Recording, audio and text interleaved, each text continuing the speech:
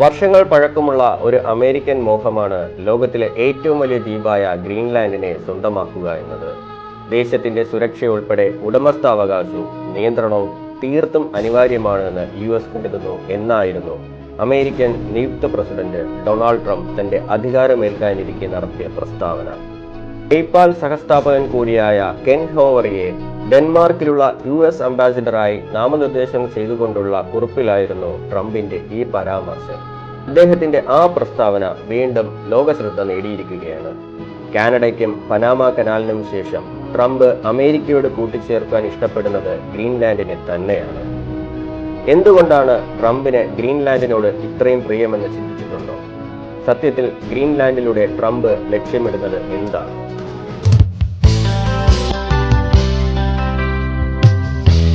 North Atlantic സമുദ്രത്തിനും Arctic സമുദ്രത്തിനും ഇടയിൽ സ്ഥിതി ചെയ്യുന്ന ലോകത്തിലെ ഏറ്റവും വലിയ ദ്വീപാണ് ഗ്രീൻലാൻഡ്.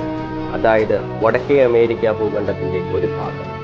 ഡെൻമാർക്കിന്റെ ഭാഗമായ സ്വയം ഭരണാവകാശമുള്ള ഒരു ദ്വീപാണിത്. കാനഡയുടെ വടക്കുകിഴക്കായിട്ടാണ് സ്ഥിതി ചെയ്യുന്നത്. 600-ലധികം വർഷങ്ങളായി ഡെൻമാർക്കിനൊപ്പമാണ് ഗ്രീൻലാൻഡ്. പേരിൽ ഗ്രീൻ എന്നുണ്ടെങ്കിലും ഈ പ്രദേശത്തിന്റെ 80% ഭാഗവും മഞ്ഞുമൂടിയാണ് കിടക്കുന്നത്. 1953 വരെ ഡെൻമാർക്കിന്റെ കോളനിയായിരുന്നു ഈ ഗ്രീൻലാൻഡ്. ഇപ്പോഴും ഡെൻമാർക്കിന്റെ ഭാഗമായി തുടരുന്ന ഗ്രീൻലാൻഡ് 2009 സ്വയം ഭരണാധികാരമുള്ള പ്രദേശമായി മാറി. വിദ്യാഭ്യാസം, ആരോഗ്യം മുതലായ ആഭ്യന്തര വിഷയങ്ങൾ സ്വന്തമായൊരു തീരുമാനമെടുക്കുമെങ്കിലും പ്രതിരോധം, വിദേശ നയം എന്നിവയൊക്കെ ഇപ്പോഴും കൈകാര്യം ചെയ്യുന്നത് ഡെൻമാർക്കാണ്. ന്യൂക്കാണ് ഗ്രീൻലാൻഡിന്റെ തലസ്ഥാനം. ഡെൻമാർക്കിലെ രാജ്ഞി മാർഗ്രറ്റ് സെക്കൻഡിനെ ഗ്രീൻലാൻഡിന്റെ സെറിമോണിയൽ ഹെഡായി അവിടത്തുകാർ പരിഗണിക്കുന്നു. യഥാർത്ഥത്തിൽ മെക്സിക്കോയെക്കാളും ഗ്രീൻലാൻഡിന് വലിപ്പമുണ്ടെങ്കിലും ആകെയുള്ള ജനസംഖ്യ വെറും 56,000 പേർ മാത്രമാണ്. ഡെൻമാർക്കിൽ നിന്നും ബഡ്ജറ്റ് വിഹിതമായി ലഭിക്കുന്ന സാമ്പത്തിക സഹായം മാത്രമാണ് ഗ്രീൻലാൻഡിന്റെ പ്രധാനപ്പെട്ട വരുമാന സ്രോതസ്. ഭൂമിശാസ്ത്രപരമായ സ്ഥാനം പോലെ തന്നെ ഗ്രീൻലാൻഡിന്റെ ധാതു നിക്ഷേപവും US-നെ വല്ലാതെ മോഹിപ്പിക്കുന്നുണ്ട്. ചൈനയിൽ നിന്നാണ് US ഉൾപ്പെടെ മറ്റുള്ള രാഷ്ട്രങ്ങൾ ധാതുക്കൾ വില കൊടുത്ത് സ്വന്തമാക്കുന്നത്. സ്വാഭാവികമായും എന്തുകൊണ്ടാണ് ഈ പ്രദേശത്തെ അമേരിക്ക കണ്ണുവെക്കുന്നു എന്ന കാര്യം വളരെ വ്യക്തമാണ്.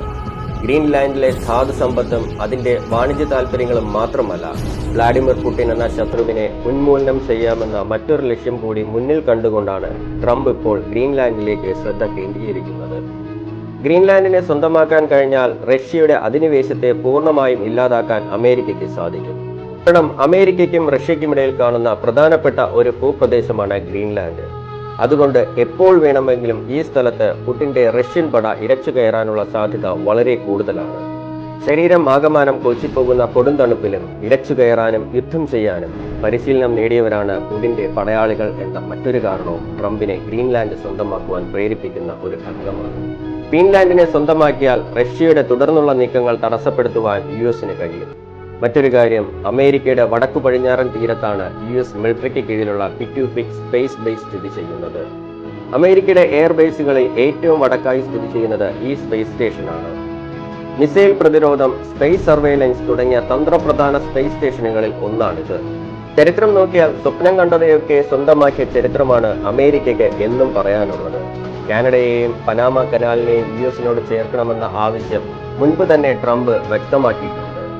അദ്ദേഹം ലക്ഷ്യം വെച്ച ഈ പ്രദേശങ്ങളെ തങ്ങളിലേക്ക് ചേർക്കുവാൻ വേണ്ടുന്നത്ര ശക്തിയും കുടിലതയും അമേരിക്കയുടെ കൈവശം ഉണ്ടെന്ന കാര്യത്തിൽ ഒരു തർക്കവുമില്ല. ഈ ഗ്രീൻലാൻഡും പനാമ കനാലും കൂടി ചേർന്നതോടെ മറ്റൊരു ലോകശക്തിക്കും തൊടാൻ പോലും ആകാത്ത വിധം അമേരിക്ക മാറാനുള്ള സാധ്യത വളരെ കൂടുതലാണ്. ഡെൻമാർക്കിന്റെ സൈന്യം റഷ്യയുടെ അധിനിവേശത്തെ ഭയക്കുന്നു എന്ന റിപ്പോർട്ട് ഈ ഇടയ്ക്കാണ് വന്നത്. അതായത് റഷ്യൻ ചേരി ഇങ്ങോട്ട് വരുന്നുണ്ടെന്ന് തന്നെയാണ് ഇത് സൂചിപ്പിക്കുന്നത്. മറ്റൊരു കാര്യം നമുക്ക് എല്ലാവർക്കും അറിയാം. കഴിഞ്ഞ 2 വർഷമായി റഷ്യ-ഉക്രൈൻ യുദ്ധം നടന്നുകൊണ്ടിരിക്കുകയാണ്. ഈ യുദ്ധത്തിൽ അമേരിക്കയുടെ സാന്നിധ്യം എടുത്തു പറയേണ്ട ഒന്നാണ്. ഉക്രൈന് ഒരിക്കലും റഷ്യ എന്ന വലിയ ശക്തിയെ ഒറ്റയ്ക്ക് നേരിടാനാകില്ല. അതിനുവേണ്ട എല്ലാ പിന്തുണയും നൽകുന്നത് അമേരിക്കയും അമേരിക്കയുടെ ഉപചാരക നാറ്റോ സഖ്യവുമാണ്. ഇതിനോടൊപ്പം തന്നെ പശ്ചിമേഷ്യയിലും യുദ്ധം നടന്നു വരുന്നുണ്ട്. ഇറാനും ഇസ്രയേലും തമ്മിൽ. അവർ തമ്മിൽ ഏറ്റുമുട്ടുന്ന ഈ ഘട്ടത്തിൽ ശരിക്കും യുദ്ധം നടത്തുന്നത് ഇസ്രയേലിനെ പിന്തുണയ്ക്കുന്ന അമേരിക്കയ്ക്കും ഇറാനെ പിന്തുണയ്ക്കുന്ന റഷ്യയും തമ്മിലാണ്. അങ്ങനെ ആഗോളതലത്തിൽ യുദ്ധം അതിന്റെ മൂർധന്യാവസ്ഥയിൽ എത്തിനിൽക്കുമ്പോൾ മറ്റൊരു യുദ്ധത്തിന് കൂടി റഷ്യ തയ്യാറെടുത്തിരിക്കുന്നു എന്ന കാര്യം ലോകം ഒരുപക്ഷെ അറിഞ്ഞിട്ടുണ്ടാവുകയില്ല. റഷ്യയുടെ ഈ യുദ്ധതന്ത്രം മനസ്സിലാക്കിക്കൊണ്ട് ആർട്ടിക് സമുദ്രഭാഗങ്ങളിൽ നാറ്റോ സഖ്യം നിലയുറപ്പിച്ചിട്ടുണ്ട്. കൂടാതെ ഗ്രീൻലാൻഡ് മറ്റൊരു ഉക്രൈൻ ആക്കുമോ എന്നാണ് ഉയർന്നുവരുന്ന മറ്റൊരു കാര്യം. ഗ്രീൻലാൻഡിനെ സ്വന്തമാക്കണമെന്ന ആഗ്രഹം ആദ്യമായിട്ടൊന്നുമല്ല അമേരിക്ക പ്രകടിപ്പിക്കുന്നത്. 1867 മുതൽ ഗ്രീൻലാൻഡിനെ സ്വന്തമാക്കാൻ ആഗ്രഹിക്കുന്നുമുണ്ട്. 1946 അന്നത്തെ president Harry Truman $100 million Greenland വാങ്ങുവാൻ താൽപ്പര്യപ്പെട്ടിരുന്നു. ഭൂമിശാസ്ത്രപരവും സൈനികപരവുമായ ആവശ്യം ചൂണ്ടിക്കാണിച്ചുകൊണ്ടായിരുന്നു അന്നത്തെ ആ നീക്കമെങ്കിലും അന്ന് ആ ആവശ്യം നടന്നില്ല. 2019 ട്രംപ് തന്നെ ഗ്രീൻലാൻഡിനെ സ്വന്തമാക്കണമെന്ന ആഗ്രഹം പ്രകടിപ്പിച്ചിരുന്നു. എന്നാൽ അന്ന് അതിനെതിരെ ഡെൻമാർക്കും ഗ്രീൻലാൻഡും ശക്തമായി പ്രതികരിക്കുകയും ട്രംപിന്റെ ആഗ്രഹം നടക്കാതെ പോവുകയും ചെയ്തു. ഇപ്പോൾ വീണ്ടും ട്രംപിന്റെ തന്ത്രപരമായ നീക്കങ്ങളെ ശക്തമായി വിമർശിച്ചുകൊണ്ട് ഗ്രീൻലാൻഡും ഡെൻമാർക്കും രംഗത്തെത്തിയിട്ടുണ്ട്. ഗ്രീൻലാൻഡിനെ വിൽപ്പനയ്ക്ക് വച്ചിട്ടില്ല, ഒരിക്കലും വിൽക്കാൻ ഉദ്ദേശിക്കുന്നുമില്ല എന്നാണ് ദ്വീപിന്റെ പ്രധാനമന്ത്രി പറയുന്നത്. അമേരിക്ക ഇത് ആദ്യമായി ഒന്നുമല്ല മറ്റു രാജ്യങ്ങളിൽ നിന്നും പണം കൊടുത്ത് പ്രദേശങ്ങൾ സ്വന്തമാക്കുന്നത്. 1803 ഫ്രാൻസിൽ നിന്നും $15 മില്യൺ US ലൂസിയാന വാങ്ങിയത്. 1867 റഷ്യയിൽ നിന്നും $7.2 മില്യൺ അലാസ്ക സ്വന്തമാക്കി. 1916 $25 മില്യൺ ഡെൻമാർക്കിൽ നിന്നും ഡാനിഷ് വെസ്റ്റ് ഇൻഡീസ് ദ്വീപ് സ്വന്തമാക്കിയത്. അമേരിക്ക മാത്രമല്ല മറ്റു ചില രാജ്യങ്ങളും ഇതുപോലെ പ്രദേശങ്ങൾ വില കൊടുത്ത് വാങ്ങിയിട്ടുമുണ്ട്. ഗ്രീൻലാൻഡിനെ വേണമെന്ന് ട്രംപും അതിന് മനസ്സില്ലെന്ന് ഗ്രീൻലാൻഡും ഇപ്പോൾ വ്യക്തമാക്കി കഴിഞ്ഞു. എന്നാൽ മറ്റുള്ള പ്രധാനമന്ത്രിയേക്കാൾ വളരെ വ്യത്യസ്തനാണ് ഡൊണാൾഡ് ട്രംപ്. അദ്ദേഹം വിചാരിച്ച കാര്യങ്ങൾ നടത്തിയെടുക്കാൻ ഏതറ്റം വരെയും പോകാൻ ഒരു മടിയുമില്ലാത്ത ആളാണ് അദ്ദേഹം. അതുതന്നെയാണ് ഗ്രീൻലാൻഡിന്റെ തുടർന്നുള്ള ഭാവി നിർണ്ണയിക്കുന്നത്. നിങ്ങൾ എങ്ങനെയാണ് ഈ വിഷയത്തെ നോക്കിക്കാണുന്നത്? ഗ്രീൻലാൻഡിനെ അമേരിക്കയോട് തുന്നിച്ചേർക്കാൻ അമേരിക്കയ്ക്ക് കഴിയുമോ? അതോ അതിനു മുൻപേ പുടിൻ അത് സ്വന്തമാക്കുമോ?